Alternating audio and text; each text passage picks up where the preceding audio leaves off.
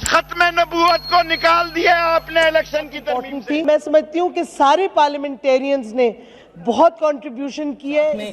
तरमीम की हुकूमती तजवीज़ मंजूर कर ली गई है। शिक नंबर 60 की मंजूरी के लिए पाकिस्तान पीपल्स पार्टी फैज़ाबाद धरने की फैक्ट्स फाइंडिंग कमेटी बन गई है। उनका एक इजलास भी हो चुका है। कमेटी में जहां वजारत दिफा के अफसरान शामिल हैं, वहां पर ISI के ऑफिसर भी शामिल हैं और ये कमेटी 1 दिसंबर तक अपनी फैक्ट फाइंडिंग रिपोर्ट वजारत दिफा में जमा करवाएगी।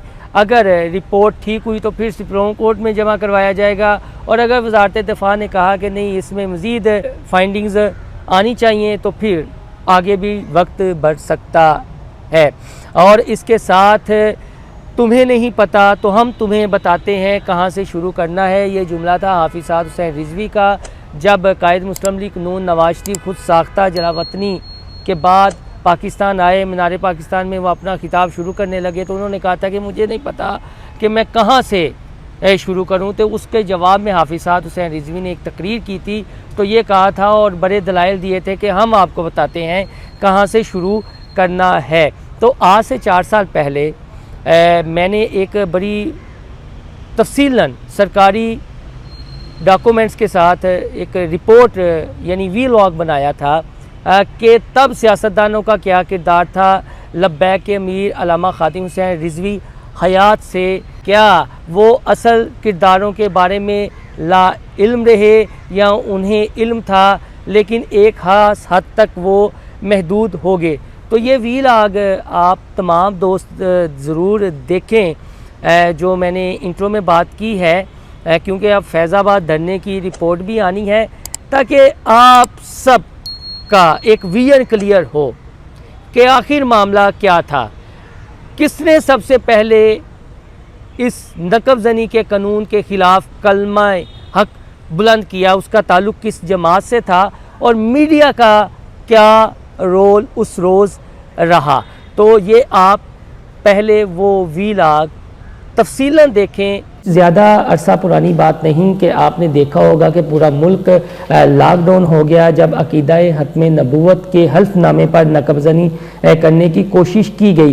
गो कि इसमें तमाम अवामी नुमाइंदे ज़िम्मेदार थे जो इस कमेटी में शामिल थे, लेकिन तोपों का रुख हुआ तो सिर्फ नून लीग पर, चूँकि उस वक्त वो बरसरे इक़्तिदार थी। अपने से इस सिलसिले में कोई बात नहीं मैं करूँगा, तमाम हवाले हैं। आप सेनेट में इसका रिकॉर्ड मौजूद है, कौमी असम्बली में, पार्लियामेंट में इसका रिकॉर्ड मौजूद है। तो पॉइंट टू पॉइंट मैं आपसे डिस्कस करूँगा कि जब कोई कानून साजी होती है तो हमारे अवामी नुमाइंदे कितना ज़्यादा संजीदा होते हैं और जो मीडिया पर बुकरात सुकरात बने होते हैं वो किन मौज़ूओं को उठाते हैं जहां जिनकी रेटिंग होती है और किन को दबा देते हैं, लेकिन जब पानी सर से गुजर जाता है तो उनका ईमान भी जाग जाता है। सबसे पहले जो पॉइंट है वो आईन पाकिस्तान 1973 का है जिसमें अकीदे के हवाले से भी बात की गई है और जो अक़लियतों के हकूक़ हैं उस हवाले से भी बात की गई है। पहले उस पर नज़र दोहरा लेते हैं। आईन पाकिस्तान 1973 की करारदाद मकासद में यह तय हो गया कि अल्लाह तबारक व तआला ही कायनात का बिला शिरकत गैर हाकिम मुतलिक है। उसने जमहूर के ज़रिए मुमलिकत पाकिस्तान को जो इख्तियार सौंपा है वो उसकी मुकर्ररा हदूद के अंदर मुकद्दस अमानत के तौर पर इस्तेमाल किया जाएगा। मुमलिकत पाकिस्तान की बुनियाद कलमा तैयबा है, यानी पाकिस्तान का मतलब क्या, ला इलाहा इल्लल्लाह मुहम्मद रसूलुल्लाह। मैं गवाही देता हूँ कि अल्लाह के सिवा कोई माबूद नहीं और मोहम्मद सल्लल्लाहु अलैहि वसल्लम उसके रसूल हैं। इसी आईन पाकिस्तान में ये भी तय कर लिया गया कि न सिर्फ पाकिस्तान बल्कि पाकिस्तान की अफवाज का सरबराह भी कोई गैर मुस्लिम नहीं हो सकता। ये भी 1973 के आईन में तय कर लिया गया। गो कि इस हवाले से जब जनरल बाजवा को सिपा सलार का ओहदा सौंपा गया तो एक डिबेट चल निकली थी और उसके अहम किरदार जो है वो सेनेटर साजिद मीर थे जो उस वक्त मुस्लिम लीग नून की सीट पर मुंतखब हुए थे और एलिगेशंस लगना शुरू हो गई थी और जनरल बाजवा के जो है अकीदा के हवाले से भी सवालात उठना शुरू हो गए थे। ये भी बात मैं अपनी टाइम से नहीं कर रहा, ये भी ऑन रिकॉर्ड बात है। उसके बाद आईन पाकिस्तान में इस्लामी असूलों के मुताबिक इंसानी हकूक़ का भी ख्याल रखा गया है। आईन पाकिस्तान के कुल 280 आर्टिकल्स हैं ان میں سے پہلے 40 آرٹیکلز عوام کے حقوق کے متعلق ہیں اور بقایا 240 آرٹیکلز طرز حکمرانی سے متعلق ہیں۔ آئین کے صرف 40 آرٹیکل عوامی حقوق کی نمائندگی کرتے ہیں اور دیگر 240 آرٹیکل یہ بتاتے ہیں کہ ملک کا صدر اور وزیر اعظم کیسے منتخب ہوگا اور وہ حلف لینے کا اہل ہو سکتا ہے یا نہیں، تقرریاں کیسے ہوں گی اور برطرفیاں کون کر سکتا ہے وغیرہ۔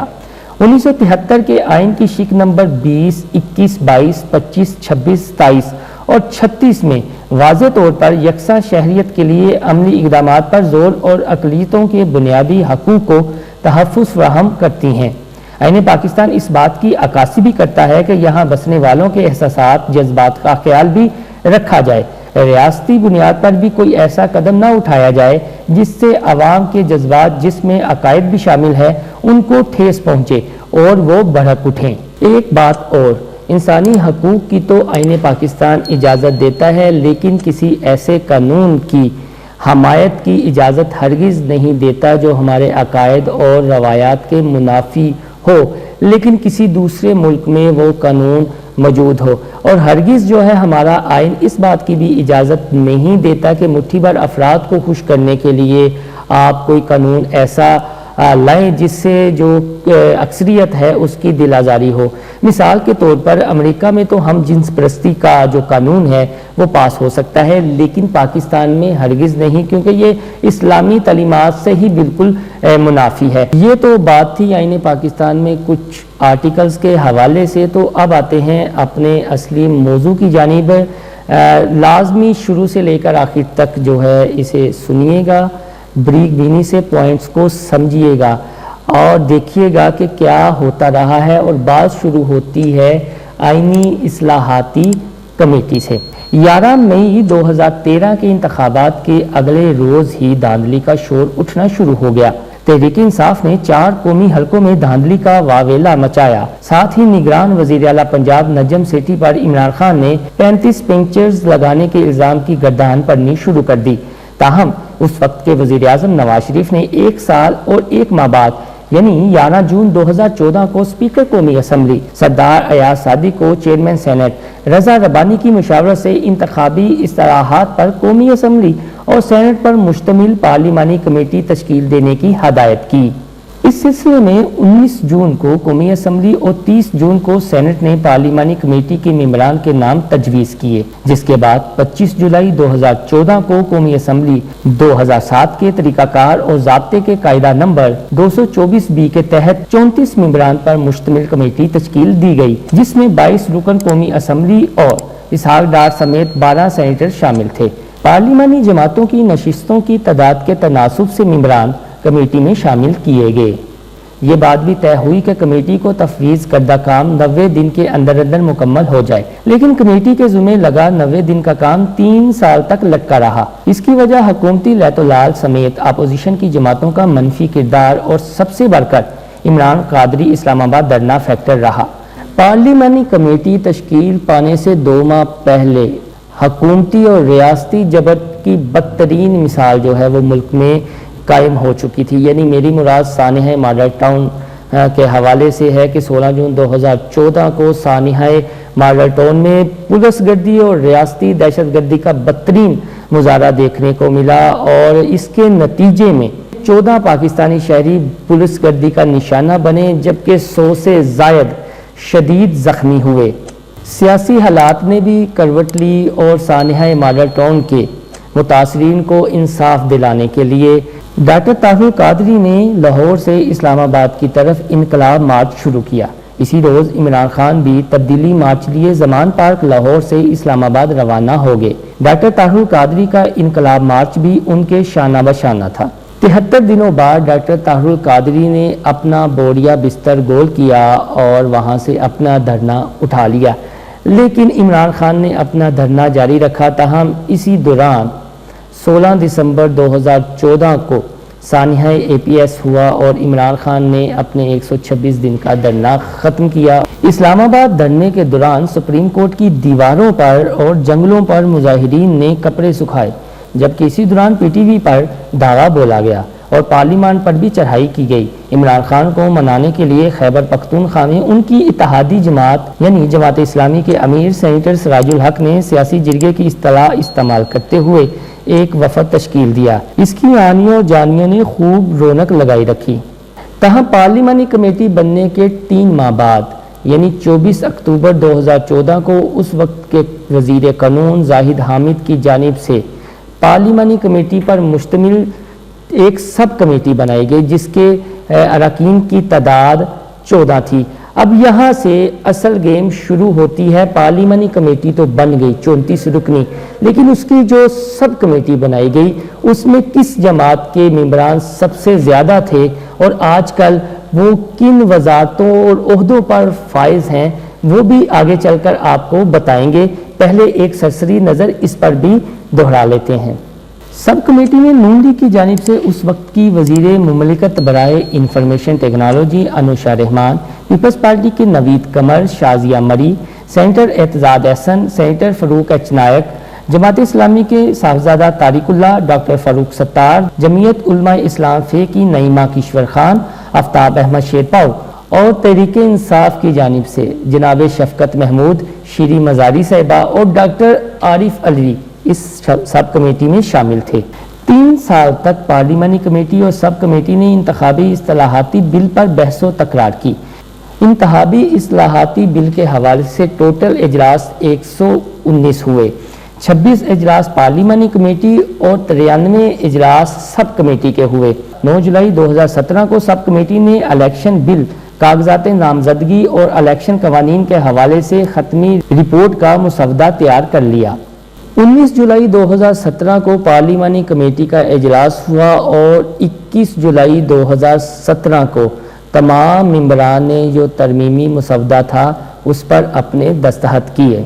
انتخابی اصلاحاتی بل کے مسودے کی تیاری کے لیے سول سوسائٹی اور وکلاء حضرات سے تجاویز طلب کی گئیں۔ 4000 صفحات پر مشتمل 1200 تجاویز موصول ہوئیں۔ 631 تجاویز سب کمیٹی کے سامنے رکھی گئیں۔ دوسری جانب ہاؤس میں حزب اختلاف کی جماعتوں پاکستان تحریک انصاف اور پاکستان پیپلز پارٹی پارلیمنٹیرینز سمیت جماعت اسلامی کی طرف سے 105 تجاویز پر مشتمل ترامیم پیش کی گئیں، جن میں سے صرف 44 کو منظور کیا گیا، باقی رد کر دی گئی، جس پر اپوزیشن جماعتوں نے احتجاج کیا اور مسودے پر دستخط نہ کیے۔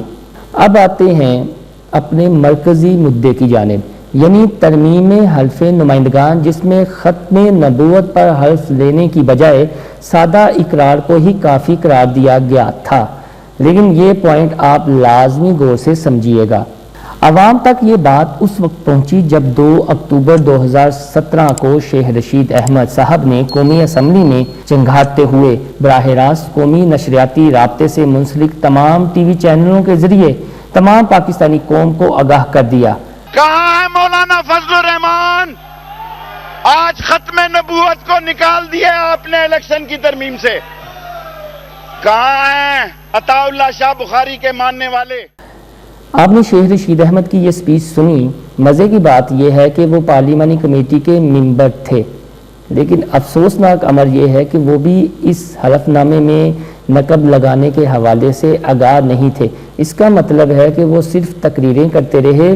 جب یہ مسودہ ترمیمی بل کا تیار ہو رہا تھا تو انہوں نے بھی اس مسودے کو پڑھنے کی زحمت تک گوارا نہیں کی۔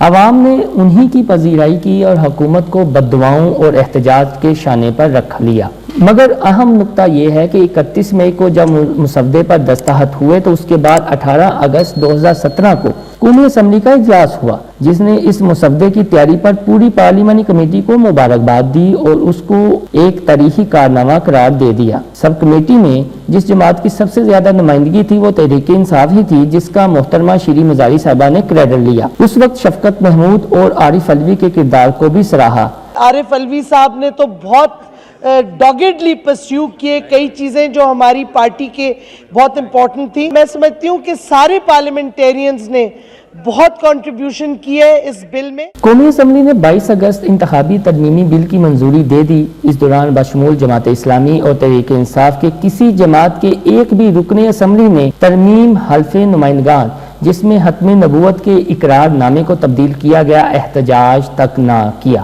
इसके ठीक एक माह बाद यानी 22 सितंबर 2017 को ऐवान बाला यानी सेनेट का इजलास मुनक्किद हुआ।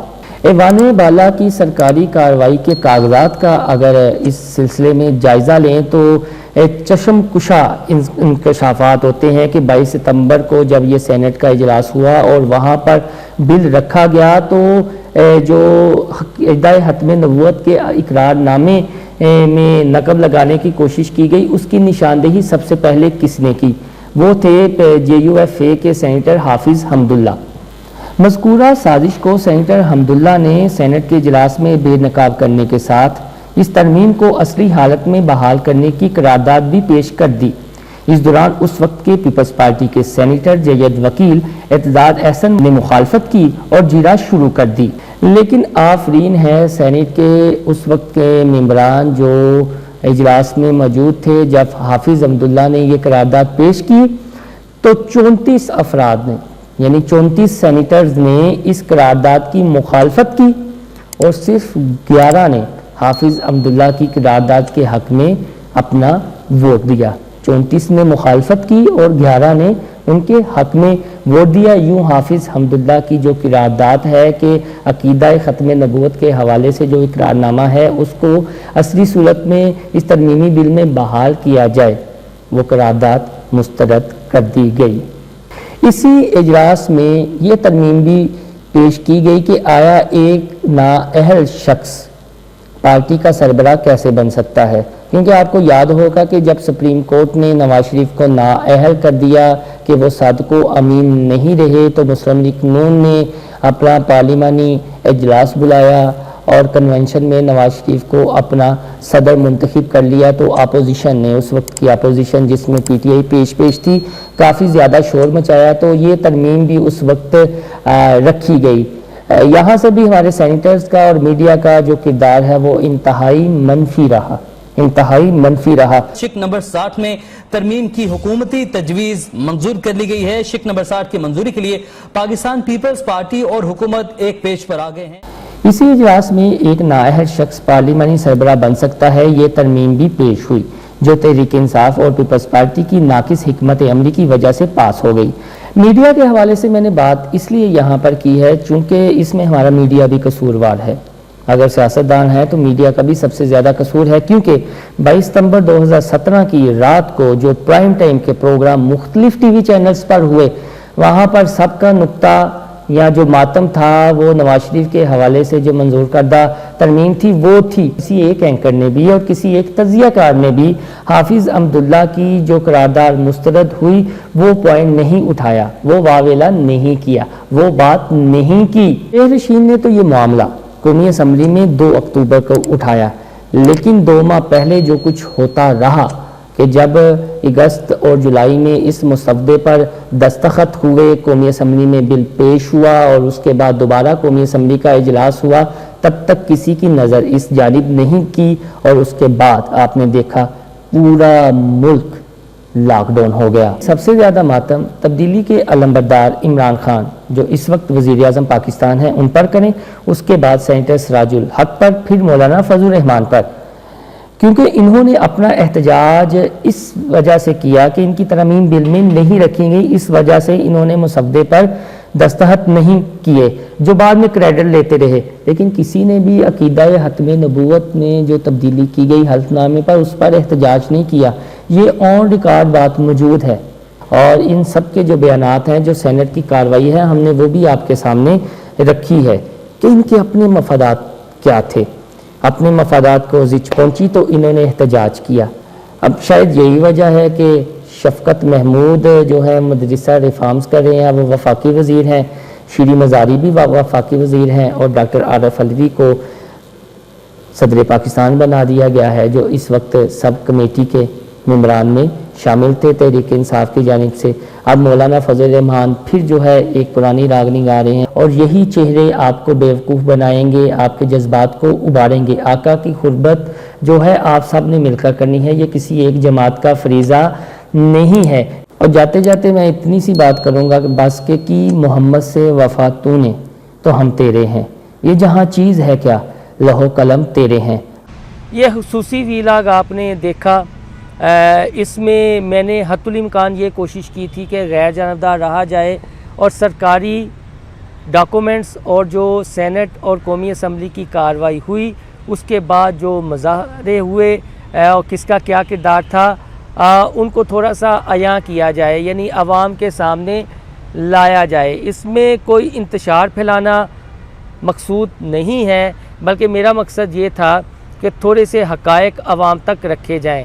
اب جب انتخابات ہونے ہیں آنے والے دنوں میں اور قائدین نے، سیاسی جماعتوں کے، مذہبی جماعتوں کے قائدین نے تقاریر کرنی ہے، کیونکہ نواز شریف صاحب بھی یہاں موجود ہیں اور سٹیج پر جب ان کا استقبال کیا گیا تھا تو نازا نون لیگ کی رہنما بھی وہاں سٹیج پر کھڑی تھی، جن پر اس وقت انگلیاں اٹھی تھیں۔ اس ریفارمز، الیکشن ریفارمز کا جو مسودہ تھا اس تناظر میں ایک کلیریکل مسٹیک قرار دیا تھا۔ تو یہ باتیں ہونی ہیں اور باتوں میں آپ اگر بہک گئے تو پھر بہک گئے، اور اگر ان چیزوں کو سمجھ گئے کہ معاملہ ہے کیا تو پھر آپ اس طرح شاید استعمال نہ ہوں جس طرح کوئی آپ کو مستقبل میں کرنا چاہتا ہے۔ تو اس ویلا کے ذریعے صرف اتنا ہی، ماضی سے جب ہم نہیں سیکھیں گے ہم مستقبل میں بہتری کی گنجائش کو ختم کر دیں گے۔ یہ اسی تناظر میں ویلاگ بنایا گیا تھا۔ آپ سے درخواست ہے کہ ہمارا چینل انسائیڈ سٹوری لائک اور سبسکرائب کرنا نہ بھولیے گا، اور اس ویڈیو کو اپنے دوستوں کے ساتھ زیادہ سے زیادہ شیئر کیجیے گا۔ اللہ حافظ۔